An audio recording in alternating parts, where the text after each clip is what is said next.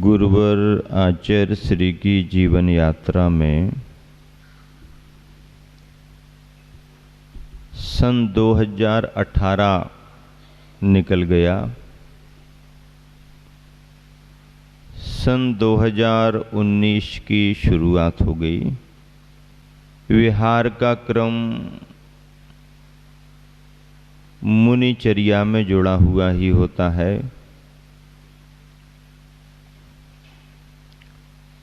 वैसे देखा जाए तो मुनिचर्या में आहार और विहार प्रयोजन को लेकर के ही होते हैं।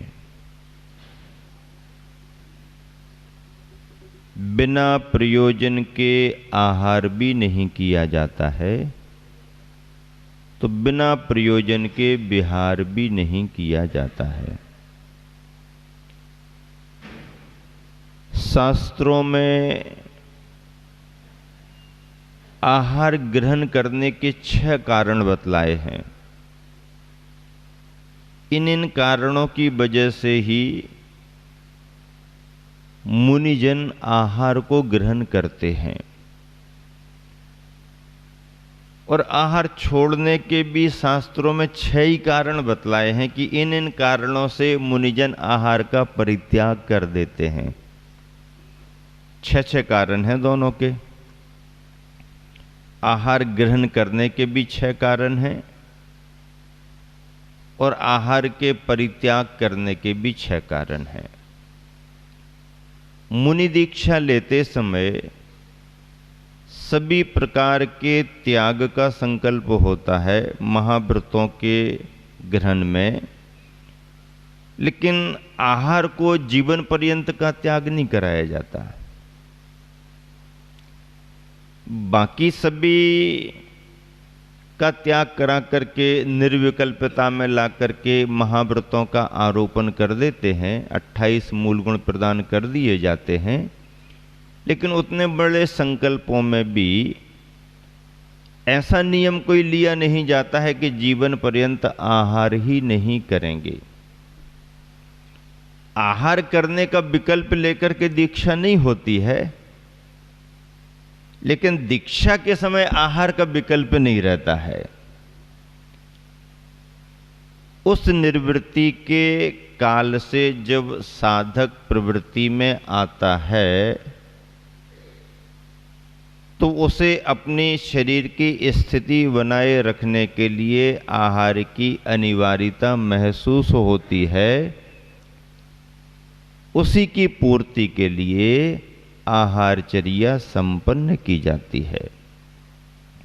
स्वाध्याय करेंगे, साधना करेंगे, शरीर की स्थिति यथावत बनाए रखेंगे, आदि आदि ऐसे 6 प्रयोजन हैं। कभी कोई बाह्यवृत्ति विशेष का संदर्भ है,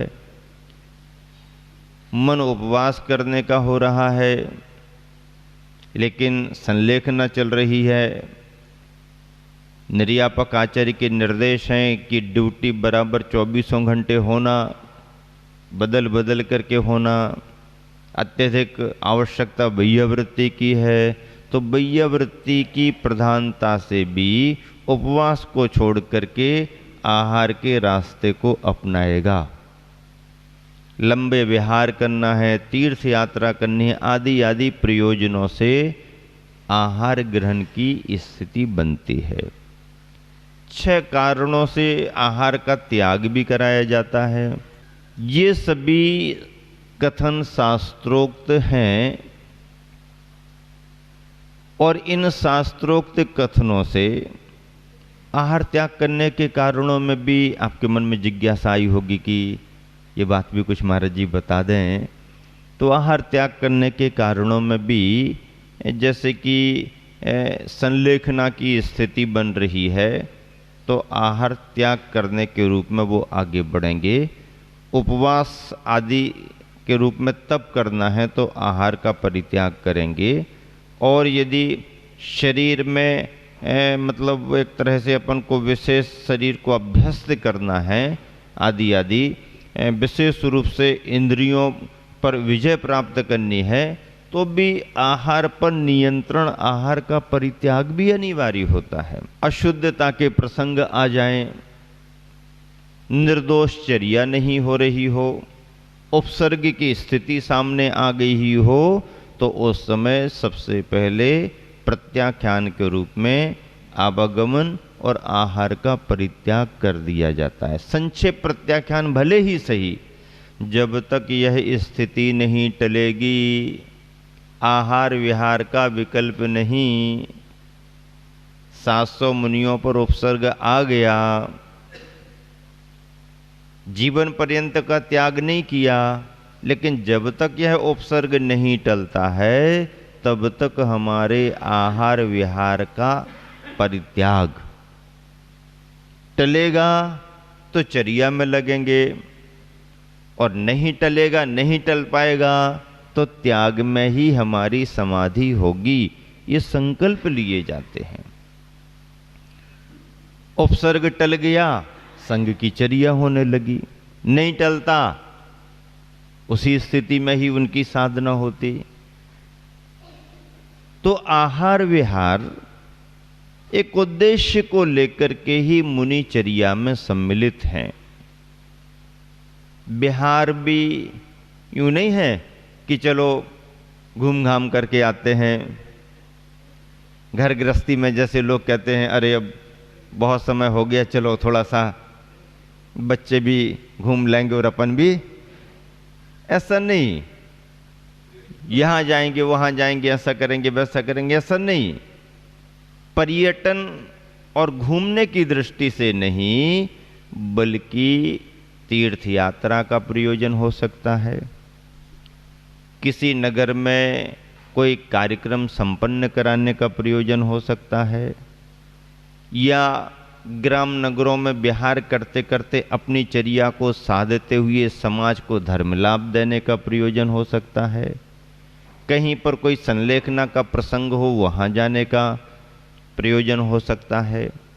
कहीं पर कोई कल्याणक महोत्सव आदि मनाने का प्रसंग हो तो वहाँ जाने का, इत्यादि प्रकार से जिसमें धार्मिक कोई भावना हो, जिसमें कोई समाज का भला जुड़ रहा हो, जिसमें कोई राष्ट्रीय भावना जुड़ी हो, तो चाहे राष्ट्र का कोई प्रयोजन हो, चाहे समाज का कोई प्रयोजन हो, चाहे धर्म का कोई प्रयोजन हो, अथवा अपने तप त्याग जिन धर्म की प्रभावना का प्रयोजन हो, स्वाध्याय विशेष का प्रयोजन हो, तो इन उद्देश्यों को लेकर के संघ विहार करते हैं। उद्देश्य की पूर्ति भी होती है। जैन तो जैन विहार से जैनेतर बंधु भी लाभान्वित होते हैं। हम विहार ना भी करें तो श्रद्धालु तो पता लगा लगा करके आकर के धर्म लाभ ले सकते हैं, लेकिन जो अभी परिचित नहीं है, जिनके मन में निकटता से श्रद्धा नहीं जम पाई है, तो वो तो तभी परिचित और प्रभावित होंगे जब हम उनके बीच में जाएंगे, विभिन्न ग्राम नगरों में जाएंगे। तो ग्राम नगरों में जाने से संघ की चर्या का निर्वाह भी होता है और जैन तथा जैनेतर बंधुओं को भी लाभ मिलता रहता है। इसीलिए विहार की अनिवार्यता है। एक ही जगह रुकने की बहुत लंबे समय तक व्यवस्था नहीं है। स्वतंत्र और स्वाधीन मुनिचर्या में विहार होने से परतंत्रता नहीं आ पाती है। एक ही जगह रहने के बंधन महसूस नहीं होते हैं। एक ही जगह रहते रहते सुविधाएं असुविधाएं दुविधाओं का कारण बनती जाती हैं। इसलिए बहता पानी निर्मला, आगे आगे बढ़ते जाओ, धर्म लाभ देते जाओ, भले लौट लौट करके आते जाओ, लेकिन अभी तो आगे बढ़ते जाओ। ऐसे ही सिद्धांतों को सुनिश्चित करते हुए वर्षा योग, चातुर्मास और अन्य कोई संकल्प पूर्वक प्रवास के अलावा अन्य समयों में विहार होते रहते हैं। गुरुवर आचार्य श्री ने अपनी जीवन यात्रा में लंबे लंबे विहार किए हैं। आज यदि हम और आप यदि कुछ ऐसा विचार करें कि अभी तक गुरुवर ने पाँव पाँव, गांव गांव कितना विहार कर लिया होगा, तो हम गणित नहीं लगा सकते, हिसाब नहीं लगा सकते कि मुनि दीक्षा लेने के बाद पाँव पाँव चल करके, गांव गांव, शहर शहर जा करके कितने किलोमीटर आचार्य श्री चल चुके होंगे। कोई निकाल पाएगा क्या?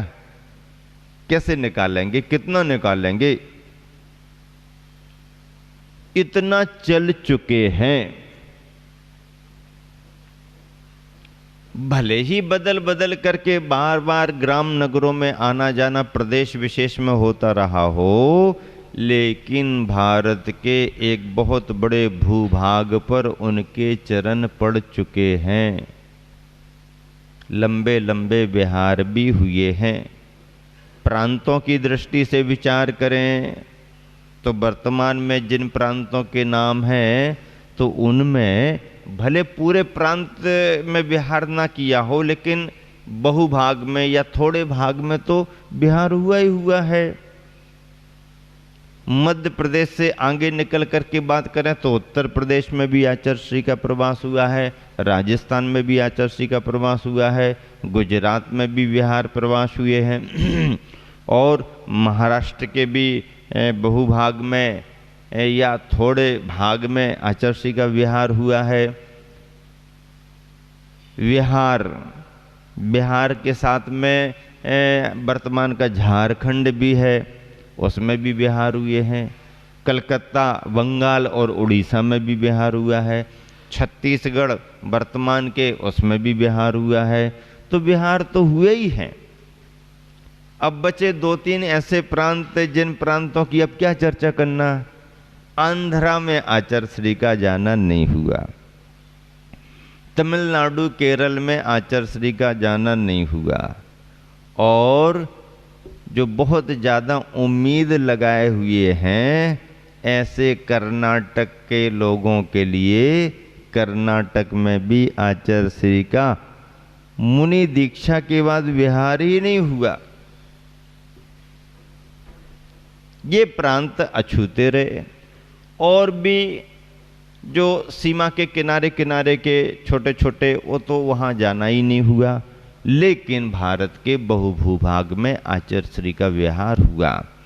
आचार्य श्री पाँव पाँव चल करके भले ही सभी जगह ना पहुँच पाए हों, पर उनकी पुण्य प्रभावना, उनकी तपः साधना, उनकी अपनी यशः कीर्ति के माध्यम से तो भारत ही नहीं बल्कि भारत के बाहर भी, 7 समुंदर पार भी जिन शासन के रूप में निर्ग्रंथ मुनि और आचार्य के नाम पर, उनके संग के नाम पर कीर्ति फैली ही है।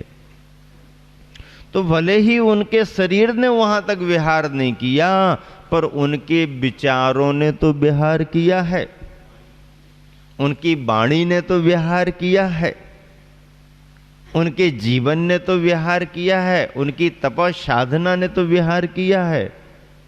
और इसलिए न जाते हुए भी आचार्य श्री सब तरफ गए हैं, सब जगह गए हैं और सबके दिलों में गए हैं।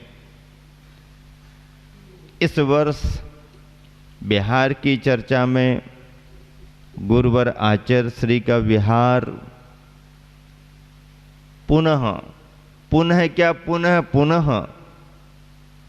कई बार जिस महानगर को, जिस शहर को मिला है, इस बार पुनः योग बन रहा।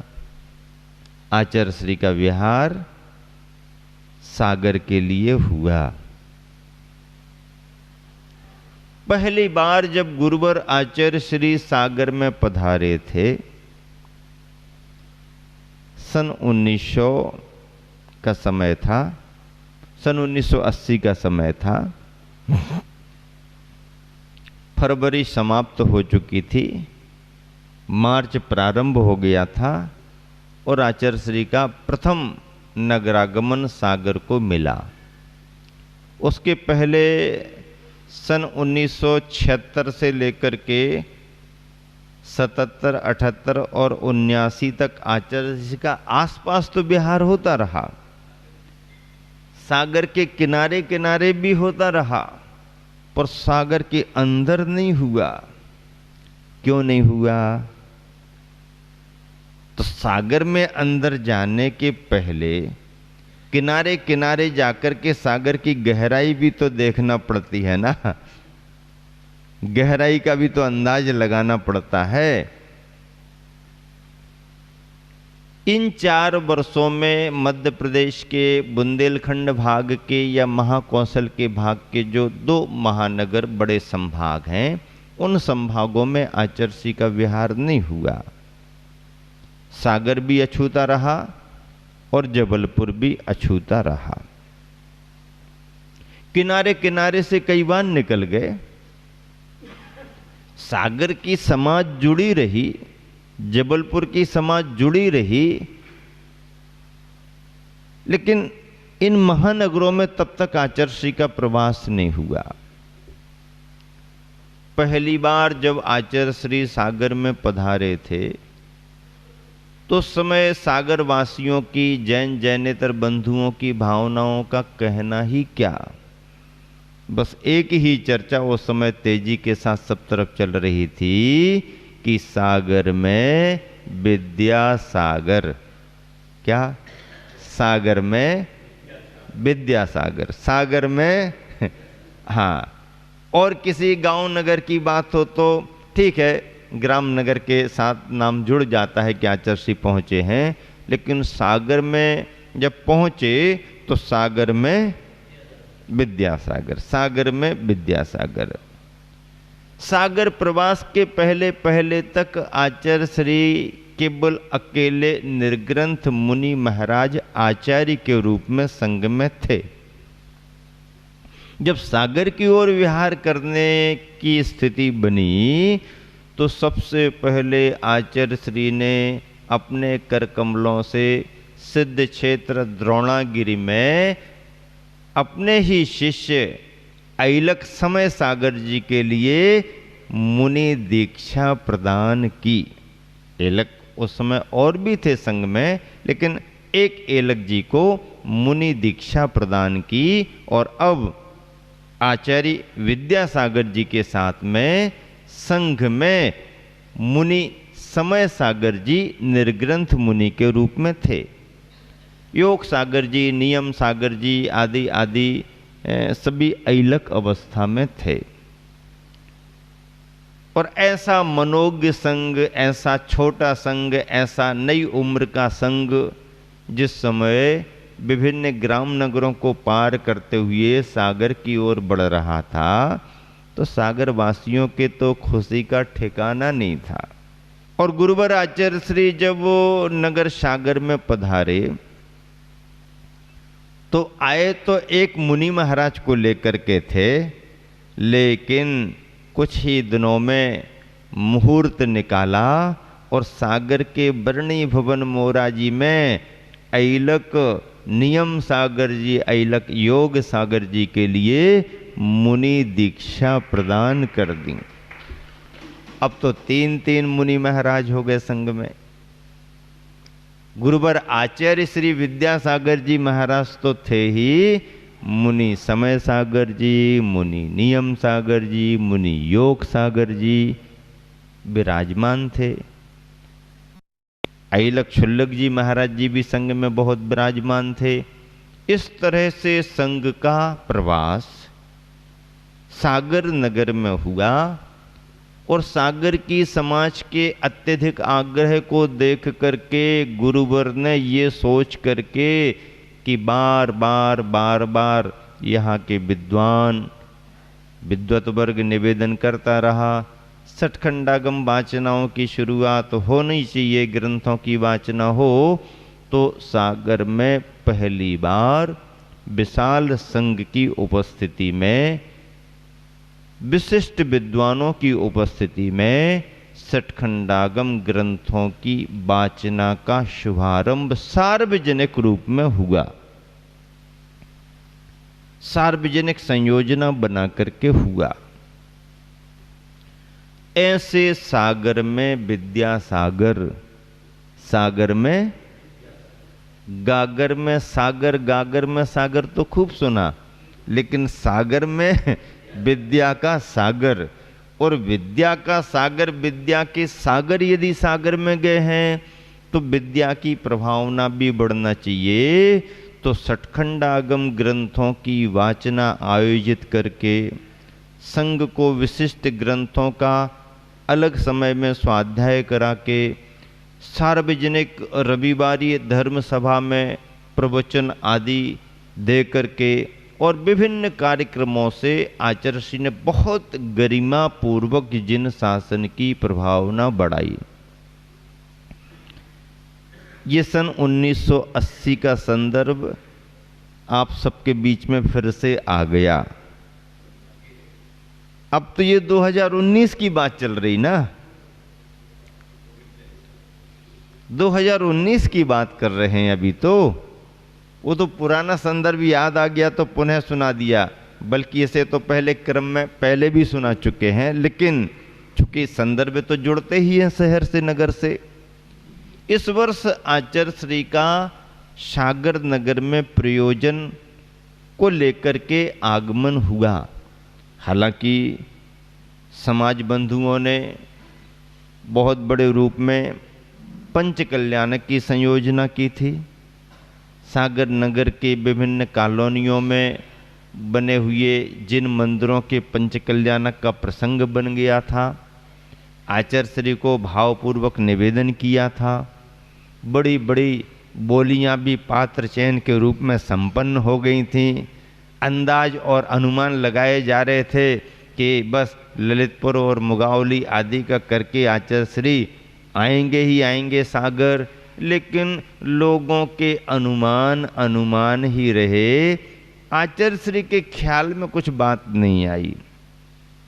आशीर्वाद तो दिया, प्रोत्साहन भी दिया, लेकिन आश्वासन नहीं दिया।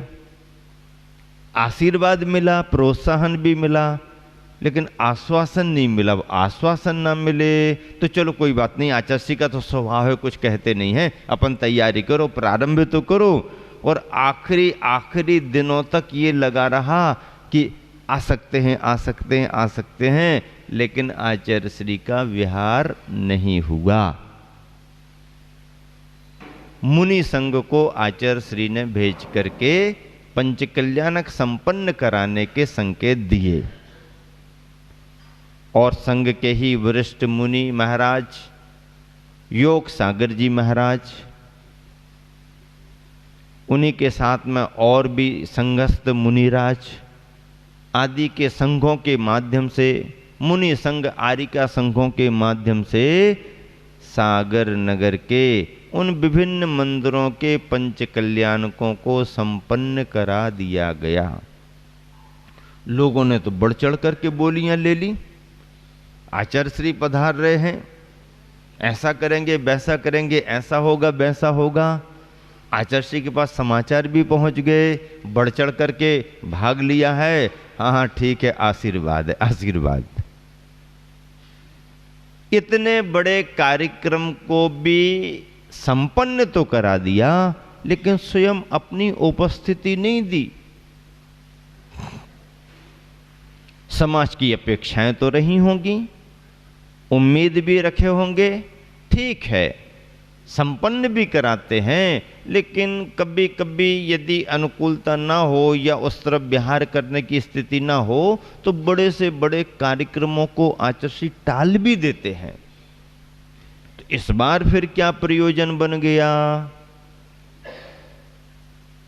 प्रयोजन तो पुराना भी था।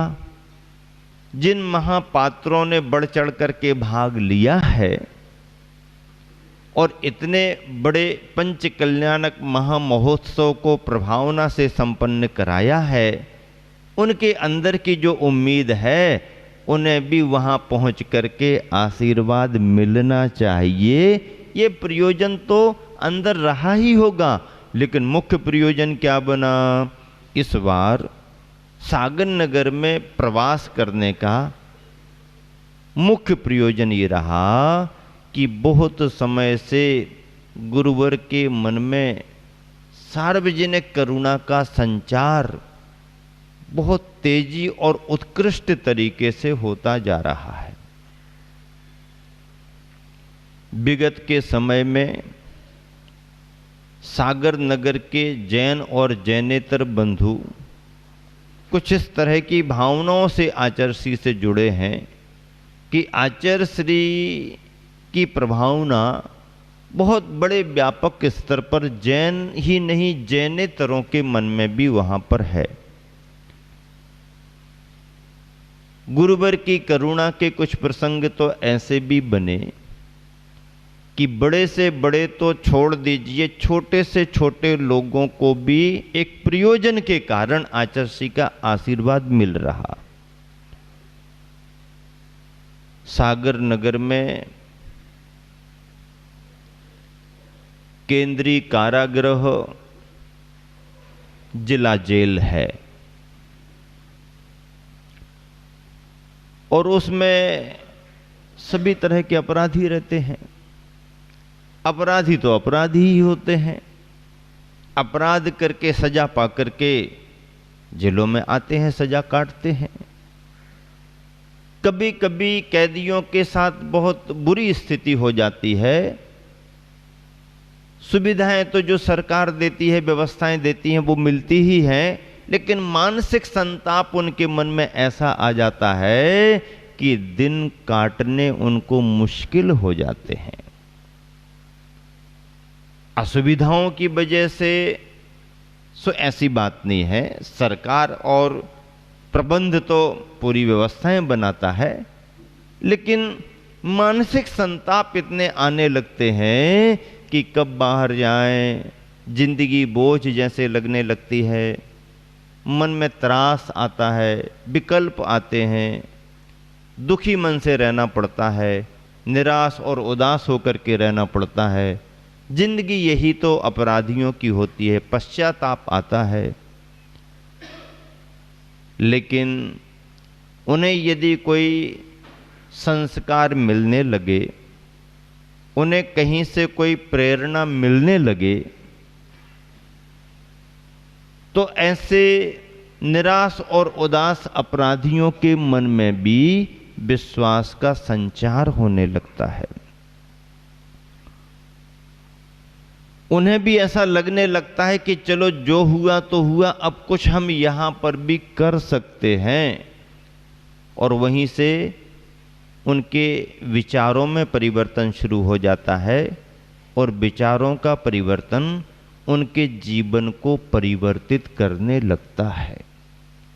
आशा का संचार हो जाता है, उम्मीदें जग जाती हैं और उनके निकट कोई जाकर के प्रेरणा दे दे, उनके बीच जाकर के कोई उन्हें प्रेरित कर दे, उनकी बुराइयों से उन्हें अवगत करा दे, बुराइयों का परित्याग करने की प्रेरणा दे दे, अभक्ष और अशुद्ध वस्तुओं के त्याग करने की कोई प्रेरणा देने लगे, तो ऐसे कैदियों के लिए बदलते हुए वातावरण में वह जेल उन्हें घर जैसा लगने लगता है। और कई कई बार तो जेल के अंदर भी बहुत अच्छा वातावरण बना दिया जाए तो कैदियों को जेल भी मंदिर जैसा लगने लगता है। और सच्चे हृदय परिवर्तन करने का एक यही अवसर होता है, एक यही माध्यम होता है, यही एक वातावरण होता है, जबकि उन अपराधियों के मनों को परिवर्तित कर दिया जाए।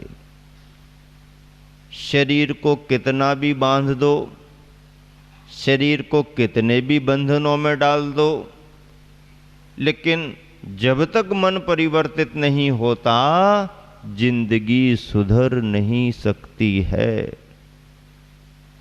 शरीर को बंधन में डाल देने से मन अपराध मुक्त नहीं हो पाता है।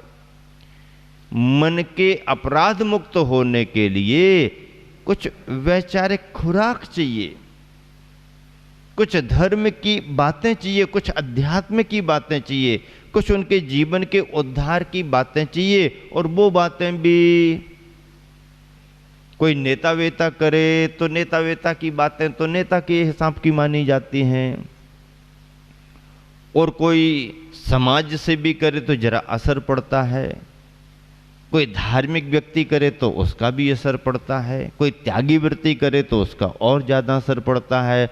और कभी यदि कोई निर्ग्रंथ मुनि और आचार्य का सानिध्य मिल जाए तो और ज़्यादा ही फर्क पड़ता है। अपराधियों को अपराध मुक्त करने का सबसे अच्छा माध्यम है उन्हें ऐसा वातावरण दिया जाए कि उनके विचारों में परिवर्तन आने लगे, हिंसा से दूर हो, अपराध से दूर हो, आपराधिक प्रवृत्तियां उनकी कम होने लगे, उन्हें स्वयं अपने मन में अपराध का बोध होने लगे। ये प्रसंग विभिन्न विभिन्न जगहों में तो बनते ही रहे, सागर में एक बड़े और व्यापक रूप में बना। प्रशासनिक अधिकारियों ने भी बहुत रुचि ली, क्योंकि वहां के जेलर आदि इस सब प्रभावना से परिचित थे। सरकार भी ऐसे कार्यों को बढ़ावा देती है, क्योंकि सरकार सारी सुविधाएं देने के बाद भी जो वैचारिक क्रांति या वैचारिक परिवर्तन नहीं करा पाती है, संतों के सानिध्य में वह वैचारिक परिवर्तन सहज ही हो जाता है।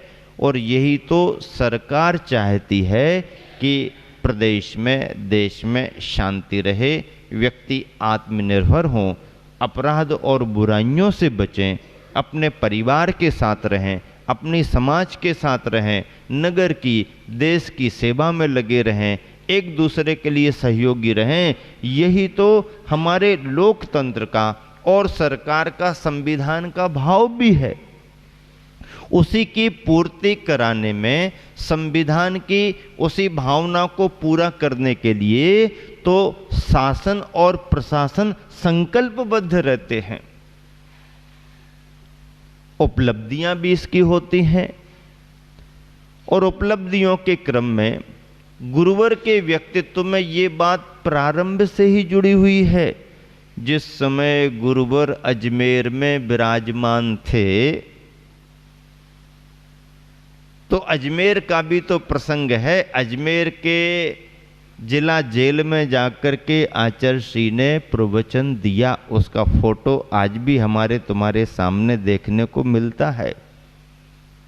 तो ऐसी करुणा की भावना गुरुवर के मन में प्रारंभ से रही,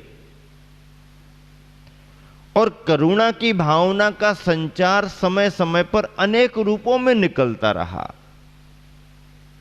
जब गौशाला की बात करते हैं तो जीव दया को लेकर के कितने बड़े रूप में, बड़े पैमाने पर गुरुवर के प्रवचनों से प्रभावित होकर के, गुरुवर की वाणी को सिरोधारी करते हुए जैन समुदाय, जैन समाज ने समूचे देश में जीव दया के नाम पर, दयोदय के नाम से जीवों को अभय देने के लिए अभयारण्य बनाने के रूप में कितनी बड़ी बड़ी गौशालाएं संचालित कर दी हैं। लाखों निरीह, बेजुबान, वृद्ध, बीमार पशु उनमें शरण प्राप्त कर रहे हैं। बहुत बड़ी बात है। संत की करुणा का इससे बड़ा उदाहरण और क्या हो सकता है। उन जीवों के प्रति जिन जीवों से कुछ मिलने वाला नहीं है, जो जीव निरीह हैं,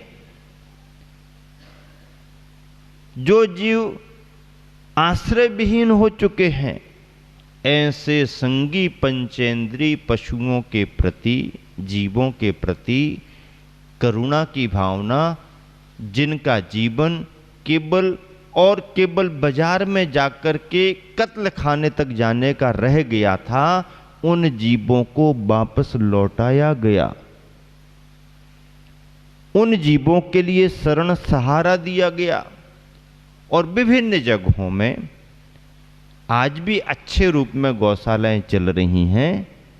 और बागड़ में भी एक खांदू कॉलोनी और बाहुबली कॉलोनी के बीच में गौशाला चल रही है, तो एक बागीदोरा में भी गौशाला चल रही है, और सैनावासा में भी गौशाला चल रही है, और भी जगह जगह चल रही होंगी। भले ही कुछ जगहों में गौशालाएं चल रही हों, पर जीव दया के दान के रूप में पात्र तो सभी जगह के मंदिरों में रखे हुए हैं। करुणा का दान है,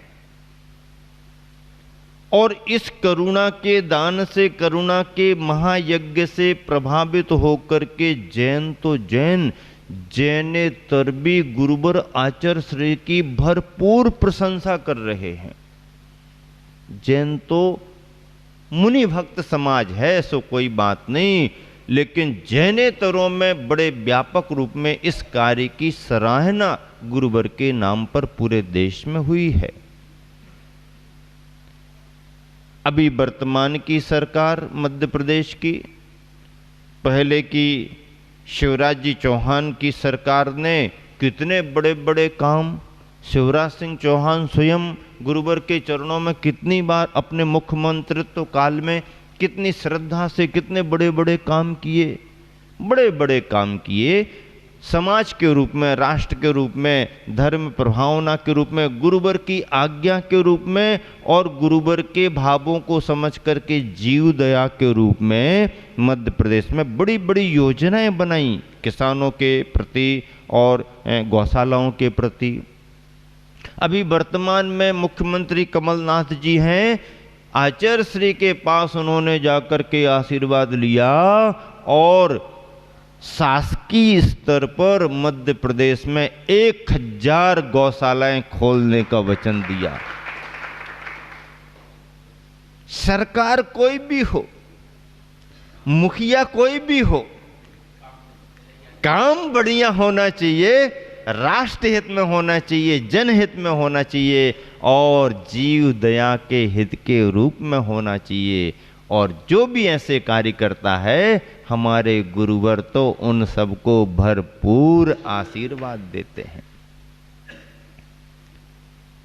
जीव दया के इस कार्य के रूप में गुरुवर की पहचान बहुत बड़ी बनी है। कैदियों पर कृपा हो रही है गुरुवर की।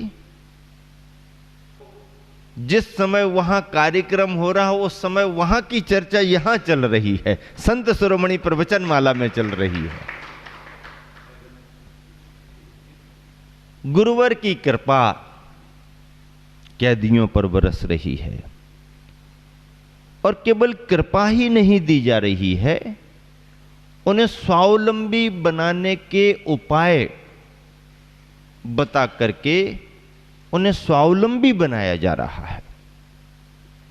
सरकार भी यही चाहती है कि इनकी सजा पूरी हो तो ये अपने घर जाकर के कुछ करें, ऐसा कुछ करें कि इनका भी पेट भरे और ये अपनी मेहनत से अपने परिवार का भी पेट भरे।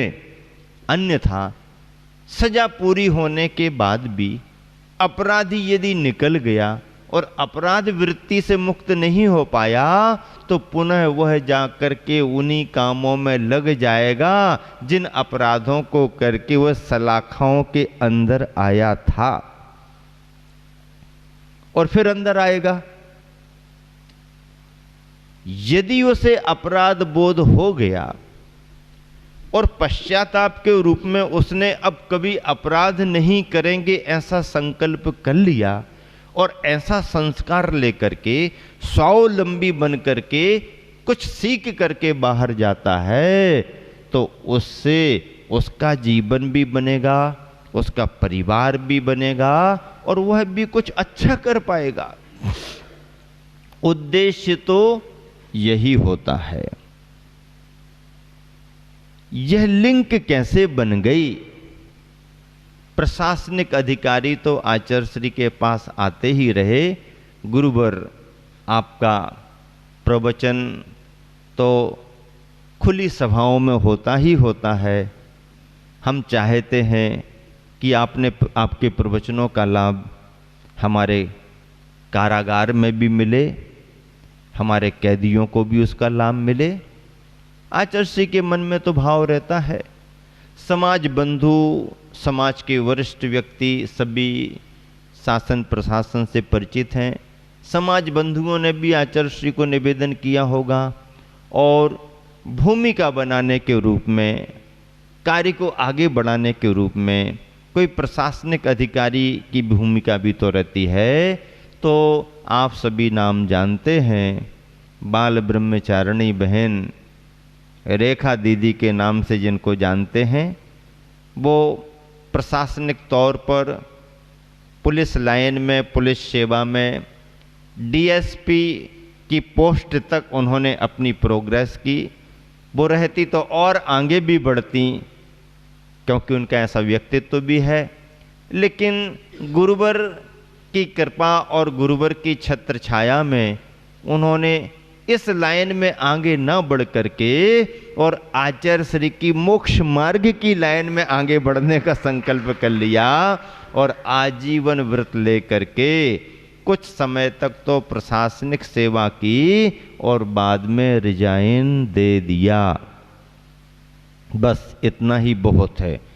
बल्कि गुरुवर की कृपा से इन्होंने व्रत लिया है या ये संयम के मार्ग पर आगे बढ़ गई हैं, ऐसा समझ करके सुन करके प्रशासनिक अधिकारी उन्हें बहुत सम्मान की दृष्टि से देखते थे और वर्षों तक तो उनको इतनी सुविधा भी दी कि आप तो बस सर्विस में रहो, रिजाइन मत दो, आपको क्या सुविधा चाहिए, कितने दिन आपको गुरुजी के पास रहना है, कहाँ की ड्यूटी लगवाना है, वहाँ सारी सुविधा देंगे, लेकिन आप रिजाइन मत दो। और कई बार ऐसा अवसर आया कि आचार्य श्री के चतुर्मास आसपास कहीं हुए तो इन्होंने अपने ट्रांसफर वहीं करा लिए, ड्यूटी भी वहीं और धर्म लाभ भी वहीं। और अधिकारियों ने उन्हें इतना प्रोत्साहन भी दिया और उनकी ड्यूटी से वो खुश भी रहते थे। लेकिन इसके बावजूद भी मोक्ष मार्ग की कुछ मर्यादाएं होती हैं, कुछ भावनाएं भी होती हैं और उन भावनाओं में ढल करके उन्होंने सोचा नहीं बस बहुत हो गया, अब इस लाइन को छोड़ना ही ठीक है और मोक्ष मार्ग की लाइन में आगे बढ़ना है। तो सभी की टीम ने गुरुवर को निवेदन किया, गुरुदेव हम चाहते हैं कि कैदियों के लिए भी कुछ ऐसे उपक्रम दिए जाएं जिससे वो स्वावलंबी बने। तो चतुर्मास के बीच में रक्षाबंधन के संदर्भ को देख करके सबसे पहला प्रयोग तो ये किया कि कैदियों को प्रोत्साहित करके उस वर्ष, इसी वर्ष यानी चतुर्मास में रक्षाबंधन को लक्ष्य बना करके कैदियों से विशेष राखियां तैयार कराई गईं। और जब उनसे बहुत सारी राखियां उनको ट्रेनिंग देकर के बनाई गई तो वो राखियां फिर रक्षाबंधन के संदर्भ में शहर में दुकानों पर भी रखी गई। राखी का नाम सद्भावना राखी रखा गया और जगह जगह उसका प्रचार किया गया। मुनि संघों में भी राखियां भेजी गईं और मुनि संघों में भेजा करके ये निवेदन किया गया कि पहली राखी समाज के बीच में बोली के द्वारा संपन्न कराई जाए और जो भी राशि आए वो सागर के कैदियों की सुविधा के लिए, जेल के लिए प्रदान की जाए। सभी जगह मुनि संघों में गई, मेरे पास बागीदोरा भी राखियां आई और हर जगह कार्यक्रम बढ़ चढ़ करके संपन्न हुए और जो भी द्रव्य, जो भी दान संग्रहित किया गया वह पूरा का पूरा वहीं पर सागर केंद्रीय कारागार भिजाया गया। बाकायदा रिसीव्ड और सूचनाएं भी दान दातारों को समाज के रूप में आई। बहुत बड़ी बात है। सुंदर सुंदर राखियां तैयार की गई और फिर जब इस कार्य में बहुत बड़ी सफलता मिल गई तो इसी कार्य को गुरुवर के चरणों में ले जाकर रखने के रूप में जहां जहां से सहयोग आया उन कार्यकर्ताओं को पत्र व्यवहार से सूचना दी गई और आचार्य श्री के श्री चरणों में एक बहुत बड़ा सद्भावना सम्मेलन खजुराहो में आयोजित किया गया। बड़ी उपलब्धियां हुई, बड़ी सराहना शहर में हुई, लोगों ने बढ़ चढ़ करके सहयोग दिया और जो राशि एकत्रित की गई उससे जेल के अंदर ही परिसर में हथकरघा मशीनें तैयार कराई गईं और हथकरघा मशीन लगा करके कैदियों को प्रशिक्षित किया गया कि अपनी मेहनत से आप कैसे कपड़ा तैयार करोगे, अपनी मेहनत से आप कैसे स्वावलंबी बनोगे। तो ऐसा करते करते इसकी सराहना शासन में भी बहुत बड़े स्तर पर हुई और एक ही प्रदेश में, मध्य प्रदेश में नहीं बल्कि इसका अनुकरण करते हुए भारत के 7-8 प्रदेशों में जेल के अंदर हथकरघा शुभारंभ कर दिया गया है। और जो प्रदेश के डीजीपी वगैरह जो होते हैं, बड़े प्रशासनिक पुलिस के अधिकारी, उन सबकी सराहना और अनुमोदन इस कार्य में हुई और केवल स्टेट लेवल से ही सरकार ने सहयोग नहीं दिया, केंद्रीय सरकार ने भी इस कार्य की सराहना करके जेल के अंदर हथकरघा उद्योग को बढ़ावा देना शुरू कर दिया। कैदियों को काम मिल गया और जब उनकी मेहनत से कोई कार्य होता है और उस कार्य की सराहना होने लगती है तो उनका मनोबल बढ़ने लगता है, उन्हें लगता है मैं भी कुछ कर सकता हूं और यही मनोबल अपराधियों के अपराध को दूर कर देता है, उन्हें नेक इंसान बनाने में कारण बनता है। आचार्य श्री के चरणों में जाकर के निवेदन किया गया कि गुरुवर आप यदि सागर पधारते हो तो आपके सानिध्य में 108 हथकरघा का शुभारंभ जेल के अंदर परिसर में कराया जाएगा। 108 हथकरघा की मशीनें लगेंगी, बहुत बड़ी बात है, बड़ा संकल्प है, बड़ी भावना है। आचार्य श्री के मन में तो भाव आया ही आया। पंच कल्याणक के इतने बड़े निवेदन को आचार्य श्री ने आशीर्वाद देकर के मुस्कुरा करके टाल दिया, लेकिन इस निवेदन को नहीं टाल पाए। केवल और एकमात्र केवल यही प्रयोजन आचार्य श्री के ख्याल में इस वर्ष सागर प्रवास का रहा कि इतने बड़े जेल के अंदर कैदियों को स्वावलंबी बनाने के लिए 108 हथकरघा बहुत बड़ा संदेश है और अपराधियों के जीवन को बदलने का बहुत बड़ा उपक्रम आचार्य श्री ने स्वीकृति दे दी। संदर्भ बहुत प्रेरक है, प्रभावक है, ऐतिहासिक है। बड़े बड़े विद्वान, बड़े बड़े समाज सेवी, बड़े बड़े संत भी जिस सोच में नहीं पहुंच पाए, जैनेतर संतों ने भी जिस बारीकी से, दूरदर्शिता से विचार तो सभी करते हैं पर अमल नहीं कर पाए। सबके अपने अपने लक्ष्य होते हैं, सबके अपने अपने उद्देश्य होते हैं। संत समाज में, संतों के जीवन में धार्मिक तत्व मुख्य रहता है। अपने पूजा विधान, अपने पाठों में, अपनी तपः साधना में सब लगे रहते हैं। लेकिन आचार्य श्री अपनी तपः साधना करते हुए, अपना स्वाध्याय चिंतन करते हुए, अपने निर्ग्रंथ मुनि चर्या का निर्दोष पालन करते हुए, दिगंबरत्व के मार्ग को निर्दोष बनाए रखते हुए भी कितने दूरदर्शी बने हुए हैं, कितना व्यापक चिंतन उनका चल रहा है। जैन ही क्या, जैनेतरों के प्रति और केवल अपने लिए ही नहीं, राष्ट्रीय भावना और राष्ट्रीय समृद्धि के रूप में आचार्य श्री का चिंतन आज बहुत बड़े स्तर पर आगे बढ़ चुका है। इसकी उपलब्धियां भी हैं और ये उपलब्धियां केवल 10, 25, 50 वर्ष के लिए नहीं है, भारतीय इतिहास में हजारों वर्ष के लिए अमिट शिलालेख बन करके रहेंगी। अमिट शिलालेख हजारों वर्ष के लिए, सदियां पीढ़ियां याद रखेंगी किसी दिगंबर निर्ग्रंथ आचार्य के माध्यम से उनके अपने अध्यात्म के धर्म में, उनके अपने साधना के धर्म में, उनकी अपनी समाज की प्रभावना में तो अनेक कार्य हुए, लेकिन जनहित के इतने बड़े बड़े कार्य भी हुए। कभी महावीर की करुणा बरसी थी चंदनवाला पर, कारागृह में बंद कहें, बेड़ियों के अंदर बंद कहें, उस चंदनवाला पर किसका ध्यान जाने वाला था? पर चंदनवाला की पुकार को महावीर ने सुन लिया। चंदनवाला की उस पुकार को, करुण पुकार को कभी महावीर ने सुना।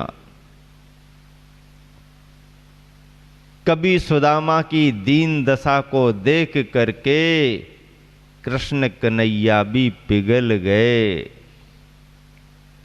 ये उदाहरण तो धर्म ग्रंथों के इतिहास के हो गए, लेकिन आज साक्षात चलते फिरते जीवन में यदि देखें तो निरीह निरपराध पशुओं की करुण पुकार को देख करके आचार्य श्री की करुणा दयोदय गौशालाओं के रूप में आगे बढ़ गई और जन जन की करुण पुकार को सुन करके आचार्य श्री की करुणा इस तरह से सभी को मिल रही है।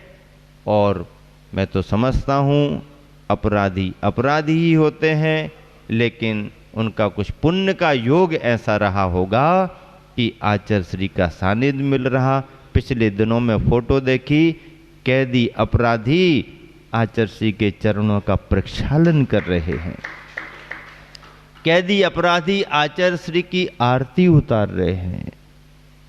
सागर के जेल में अपराधी सुबह सुबह उठ करके स्नान करते हैं, आचार्य श्री की तस्वीर फोटो रखे हैं और कैदी बैठ करके जो उनकी भाषा बनती है, जो उनको आता है, तालियां बजाते हैं, पूजा आरती आरती करते हैं। किसकी? निर्ग्रंथ गुरु मुनि आचार्य की पूजा जेल के अंदर अपराधियों के द्वारा हो रही है।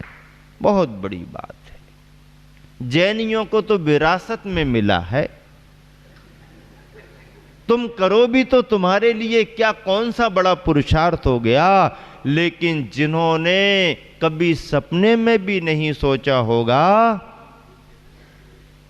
उनका भी पुण्य कहीं ना कहीं से जोर मारा है और सभी जगह हजारों कैदियों के लिए जो संस्कार मिल रहा है, उनके जीवन और उज्जवल भविष्य के लिए बहुत बड़ा माध्यम बन रहा है। आचार्य श्री ने मूक माटी में इसी भावना को लिखा है, अपराधी अपराधी ही ना बने रहें, उनकी धी बुद्धि में परिवर्तन आए और अपनी हिंसक और आतंकवादी गतिविधियों से दूर होकर के, अपराध मुक्त होकर के वह भी सामान्य जीवन बिताएं, जनजीवन बिताएं, नेक नागरिक बने, अच्छे कार्यों में लगें, व्यसन और बुराइयों को छोड़ें, परमार्थ से जुड़ें, परिवार से जुड़ें और देश और समाज की सेवा में आगे बढ़ें। ऐसा प्रयोजन राष्ट्रहित के चिंतन में आचार्य श्री ने कई बार प्रवचनों में दिया है। मूक माटी जैसे महाकाव्य में अपराधियों को संबोधित करते हुए आचार्य श्री ने ऐसी ही कुछ प्रेरणा दी है कि उनका जीवन भी मानवीय जीवन है। व्यसन और बुराइयों में लग करके अपराध वृत्ति में पड़ जाने के कारण अनर्थ कर बैठते हैं, लेकिन उन्हें भी पश्चाताप होता है, और यदि उन्हें पश्चाताप होता है तो उनके जीवन को परिवर्तित करने के माध्यम भी उपलब्ध कराने चाहिए। और अपराधी भी जब अपने परिणाम को बदल करके जीवन को परिवर्तित करता है तो जेल से निकल करके वह भी एक नेक और अच्छा इंसान बन करके परिवार और समाज की सेवा में आगे बढ़ता है। इसी उद्देश्य को लेकर के गुरुवर की करुणा कृपा निरंतर जैन जैनेतरों पर सभी पर समान रूप से बह रही है, मिल रही है, और आचार्य श्री की जीवन यात्रा निरंतर आगे बढ़ रही है। संत शिरोमणि प्रवचन माला के रूप में 10 दिन यहाँ पर आप सभी लोगों ने गुरुवर की जीवन यात्रा से जुड़े हुए प्रेरक पावन प्रेरणाप्रद प्रसंगों के लिए सुना है। निरंतर इन सब पर विचार चिंतन करें और अपने जीवन को मंगलमय बनाएं। इसी शुभ भावना के साथ विराम देता हूँ। महावीर भगवान की